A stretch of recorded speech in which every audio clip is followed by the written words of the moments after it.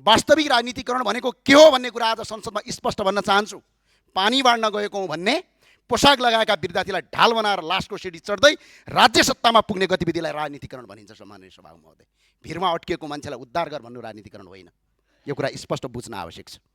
संसद भवन चाहिँदैन, संसदहरू चाहिँदैन भन्दै आगो लगाउने, तर पछि त्यही संसदको चुनाव लड्ने गतिविधिलाई राजनीतिकरण भनिन्छ।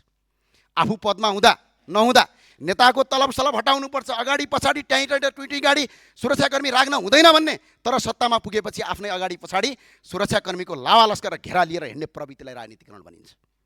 आफै सरकारमा बस्ने, आफै आफ्ना कार्यकर्ता लगाएर न्युरो र सञ्चार माध्यम र कार्य र प्रतिपक्षका घर अगाडि अवैधानिक पार्किङ गराउने, त्यसको भिडियो बनाएर सर्वसाधारणले गरेको भन्दै अल्गोरिदम फलाएर मिडियाबाजी गर्ने गतिविधिलाई राजनीतिकरण भनिन्छ।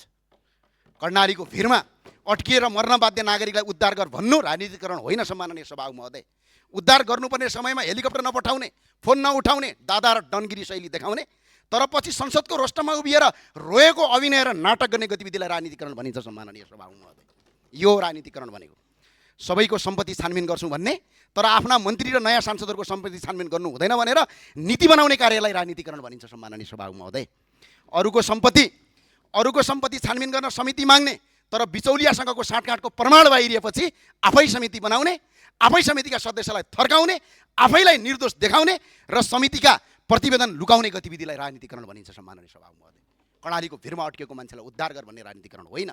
सम्माननीय सभामुख महोदय, हामी सेवा गरेर राजनीतिमा आएका हौँ। देशका भौतिक संरचनामा आगो लगाउँदै सिंहदरबार खरानी बनाउँदै राजनीतिमा आएका होइनौँ। सम्माननीय सभामुख महोदय, बरु भ्रष्टाचारका विरुद्धमा विरोध गर्दा विभिन्न आक्रमण सयौँ, आफू पनि मर्न तयार भयौँ, तर कसैलाई हानि पुर्याएनौँ। सम्माननीय सभामुख महोदय, नेपालको 1 इन्च पनि भौतिक संरचना ध्वस्त बनाएका छैनौँ। त्यसैले फेरि पनि भन्छु, कानुन सबका लागि समान हुनुपर्छ, राज्य नागरिकको अभिभावक बन्नुपर्छ, उत्पीडितको होइन। नियम नागरिकको जीवन रक्षाका लागि बन्नुपर्छ। सम्माननीय सभामुख महोदय, जीवन समाप्त पार्नका लागि होइन। यो नीति बन्न सक्दैन। मान्छेको जीवनभन्दा ठुलो न सत्ता हुन्छ, न पद हुन्छ, न कानुनको दम्ब हुन्छ, न कसैको लोकप्रियता हुन्छ। सम्माननीय सभामुख महोदय, अलिकति परको कुरा राख्छौँ। सम्माननीय सभामा छोटो सकौँ कि मान्य सदस्य, 20 देखि 25,000 रुपैयाँको तलबका लागि कुनै नेपाली विदेश जान बाध्य नहोस्। सागका मुठा बेचेर होस् या मकै पलेर होस् वा पानी परिरहेको बेला ठेलागाडामा चटपटे बेचेर होस्, आफ्नै देशमा बसेर आफ्नो परिवार पाल्न सक्ने वातावरण राज्यले बनाओस् भन्नु हाम्रो माग हो। यदि देशमा बसेर केही गरौँ भन्ने नेपालीहरू नागरिकहरू आज बाध्य भएर खाडी मुलुकमा जानु परेको छ। कयौँ नागरिकहरू विदेशमा गएर बिरामी परेका छन्, कतिपय नेपालीहरू रातो बाकसमा फर्केका छन्। त्यसैले यही देशमा बसेर सानो व्यापार र रोजगार गर्न सक्ने वातावरण बनाइयोस् भनेका हौँ। हामीले कसैको र सरकारको विरोध गरेका होइनौँ। सम्माननीय सभामुख महोदय, काठमाडौँको टुडीखेल लगायत देशका विभिन्न स्थानहरू सडकभन्दा बाहिर, राजमार्गभन्दा बाहिर रहेका सार्वजनिक स्थल पार्कहरूमा विभिन्न निश्चित समय तोकेर नगर प्रहरीको निगरानीमा ठेलागाडा राख्न दिने व्यवस्था गर्न सकिन्छ। मकै पोल्न दिने, सागका मुठा बेच्न दिने, चटपटे बेच्न दिने साना व्यवसायलाई व्यवस्थित रूपमा काम गर्न नीति बनाउन सकिन्छ। हामीले नियम पालना नमान भन्न खोजेका होइनौँ। सम्माननीय सभाले, हामीले गरिबलाई बाँच्न दिनुहोस् भनेका हौँ, व्यवस्थित गरिदिनुहोस्, तर उनीहरूको रोजीरोटी नखोज्नुहोस् भनेका हौँ। किर्तिपुरको सुकुम्बासी सेल्टरमा एउटा नाबालक भोगले तडफिएर रोइरहेको छ। त्यो नाबालक पनि यही देशको नागरिक हो। सम्माननीय सभामुख महोदय, हामी सबैको मान्य सदस्य सके सम्मान 1 मिनटभित्र उसलाई पनि बाँच्न पाउने अधिकार छ। सुकुम्बासी सेल्टर कुनै जेल होइन, त्यहाँ रहेका नागरिकमाथि राज्यको जबरजस्ती अमानवीय व्यवहार नगरोस्। प्रधानमन्त्रीका सन्तानलाई जस्तै त्यो नाबालकलाई पनि खुसीका साथ समान अधिकार र बाँच्न पाउने अधिकार छ। सम्माननीय सभामुख, राज्यले हरेक नागरिकलाई समान दृष्टिले हेर्नुपर्छ।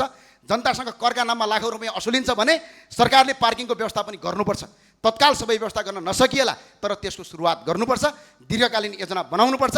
हामीले सरकारको विरोध गरेका होइनौँ, सरकारले आफ्नो दायित्व पुरा गरोस् भनेका हौँ। सम्माननीय सभामुख, संसदको काम जनताका मुद्दा संसदमा उठाउने हो, कार्यान्वयन गर्ने जिम्मेवारी सरकारको। संसद कार्यकारी होइन, हामीसँग कार्यकारी अधिकार छैन, मन्त्री र सरकारसँग छ।